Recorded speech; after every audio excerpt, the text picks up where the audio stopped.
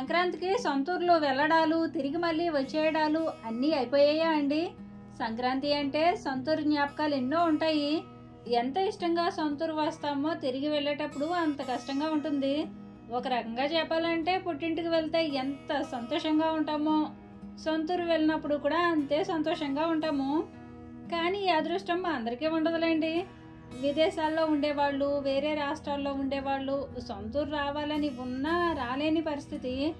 సంక్రాంతి పండుగ అంటే మనందరికీ ఎంతో ఇష్టమైన పెద్ద పండుగ. పండుగలన్నింటిలో పోలిస్తే సంక్రాంతి చాలా ప్రత్యేకమైంది.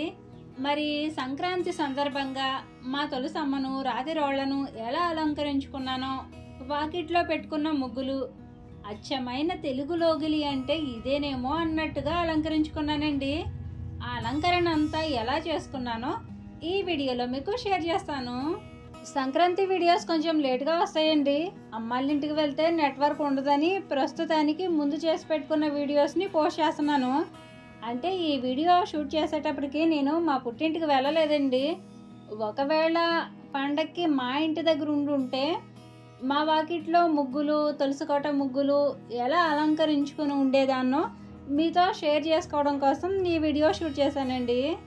మనం ప్రతిరోజు వాకిట్లో ముగ్గు పెట్టినా కానివ్వండి, అదేంటోనండి సంక్రాంతి పండగకి పెట్టే ముగ్గులు మాత్రం చాలా ప్రత్యేకంగా ఉంటాయి.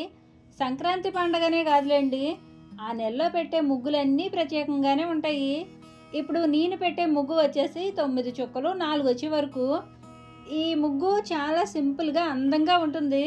ఈ ముగ్గు పెట్టేటప్పుడు కంటే కలర్స్ వేసినప్పుడు చాలా కలర్ఫుల్గా కనబడుతుంది. దీనికంటే ముందు కొండల ముగ్గు పెట్టాను కదండి, అది కూడా 9 చుక్కలు 4 వచ్చే వరకు. ఇలా వాకిట్లో ముగ్గులన్నీ నైటే పెట్టేసుకొని కలర్స్ కూడా నైటే వేసేసుకున్నాను. మనకి పండగల టైంలో ఇంట్లో ఇంకా చాలా పనులు ఉంటాయి కదండి, అందుకని ఇలా నైటే పెట్టేసుకుంటే టైం సేవ్ అవుతుంది. ఉదయం ఈ ముగ్గు చూస్తే కొంచెం డల్గా అనిపించింది, అందుకని ఇంకొంచెం అందంగా కనిపించేలా డిజైన్ వేశాను. ఇక ఉదయం లేచి తలస్నానం చేసి గుమ్మానికి పసుపు కుంకాలతో బొట్లు పెట్టుకొని మెట్లకి కూడా ముగ్గులు పెట్టుకున్నాను.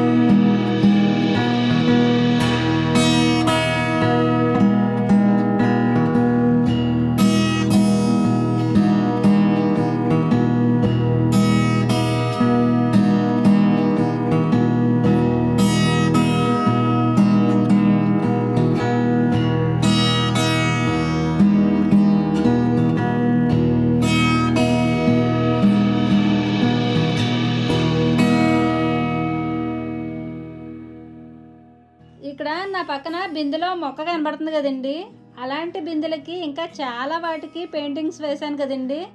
వాటికి హోల్స్ ఎలా పెట్టామని అడుగుతున్నారు. ఆ వీడియోలో ఆయిల్ డబ్బాలకి గుణపంతో హోల్స్ ఎలా పెట్టానో ఈ బిందెలకి కూడా హోల్స్ అలానే పెట్టానండి. అలాగే మెట్లకి వాడే కలర్ ఏంటని అడుగుతున్నారు. ఇది కలర్ కాదండి, ఎర్రమట్టి. ఈ మట్టి నేను అమ్మాళ్ళ ఇంటి నుండి తెచ్చుకున్నాను. ఎర్రమట్టితో అలికి ముగ్గులు పెట్టుకుంటే ఆ అందమే వేరుగా ఉంటుంది. నాకు ఇంటి అలంకరణ అంటే చాలా ఇష్టం అండి.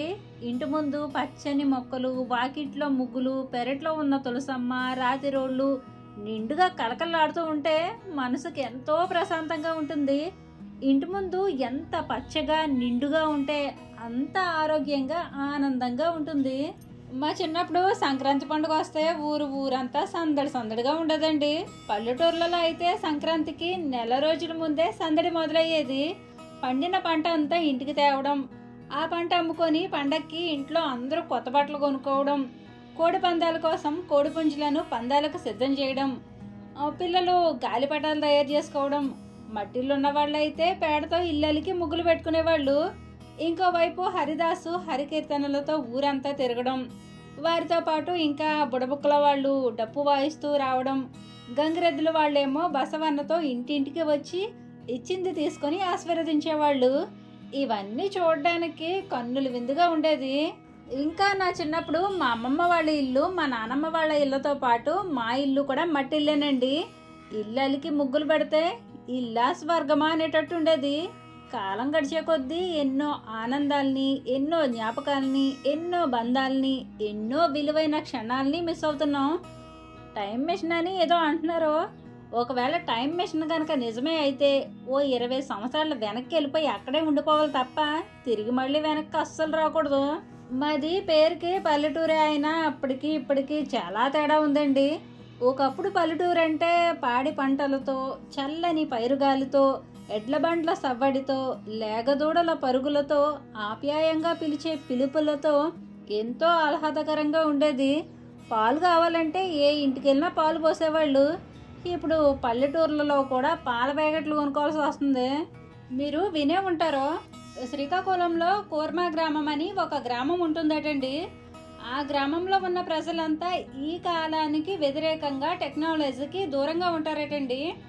అంటే 200 సంవత్సరాల క్రితం పల్లెటూరు జీవన విధానం ఎలా ఉండేదో అలాంటి సంప్రదాయాలు, పద్ధతులు, ఆహారపు అలవాట్లు, కట్టు బొట్టు, వ్యవసాయం అన్నీ మన పూర్వీకులు ఎలా ఆచరించేవాళ్ళో వాళ్ళు కూడా అలానే ఆచరిస్తారటండి.